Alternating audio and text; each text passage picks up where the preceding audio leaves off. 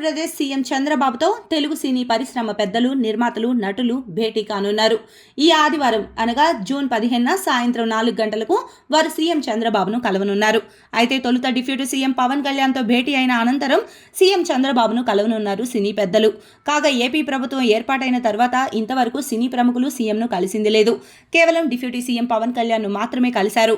అయితే ఇటీవల థియేటర్ల బంద్కు సంబంధించిన విషయంపై స్పందించిన నటుడు AP deputy CM Pawan Kalyan ఈ విషయంపై సీరియస్ అయ్యారు. ఈ సందర్భంగా కొత్త ప్రభుత్వం ఏర్పాటయ్యాక సినీ ప్రముఖులు ఒక్కసారైనా సీఎంను కలిశారా అని ప్రశ్నించారు. ఆ తర్వాత రాష్ట్రంలోని థియేటర్ల పరిస్థితిపై సమగ్ర రిపోర్ట్ ఇవ్వాలని సినిమాటోగ్రఫీ శాఖ ఆదేశాలు జారీ చేశారు. డిప్యూటీ సీఎం ఆదేశాలతో రంగంలోకి దిగిన అధికారులు పలు థియేటర్లలో తనిఖీలు నిర్వహించారు. కాగా ఇప్పుడు ఇదే విషయంపై సీఎం చంద్రబాబుతో పాటు డిప్యూటీ సీఎం పవన్ కళ్యాణ్లను సినీ ప్రముఖులు కలవాలని నిర్ణయించుకున్నారు. ఈ మేరకు ఆదివారం సాయంత్రం సీఎం చంద్రబాబును కలిసేందుకు అపాయింట్మెంట్ తీసుకున్నారు.